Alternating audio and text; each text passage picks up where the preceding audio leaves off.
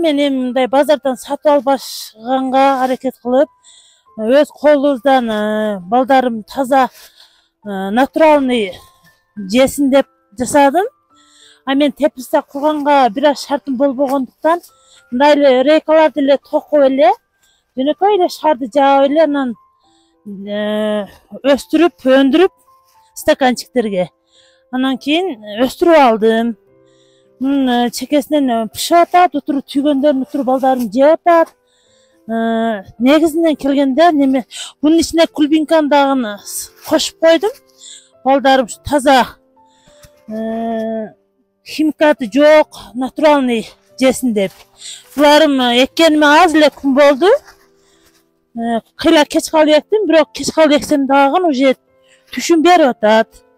Badırımdarım tüyü başladı ele, ertesi menен baldarım üzüp kirip jedi. Bunun jasagan sebebim mындай эле çöpтерди orup жыйнап алып туруп эле paketlerге салып дымдап, бир жума дымдадым дагы. Анан идиш жоктугуна байланыштуу бул иштетилбеген эле казандарга ушундай кылып эле чылап алдым. Bunun себеби химикаты жок, органикалык таза удобрение. Bundan 1 litr süzüp alam dagın. 1 litrге bir çeleke kuyup alıp күндө эртең менен куямын.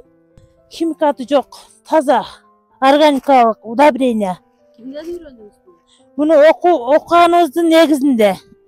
Биз жаңы койканын немесинде окутпайбызбы? Ошонун негизинде жасалган. Bir жума пакетте дымдалды.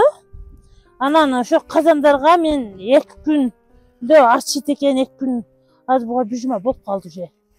Огородко капуста, кызылча. Булардын эккеним июндун 10-15 эгилген. Кыйла кеч калып эктим, бирок чыкты. Уже ортолор түйүп баштады.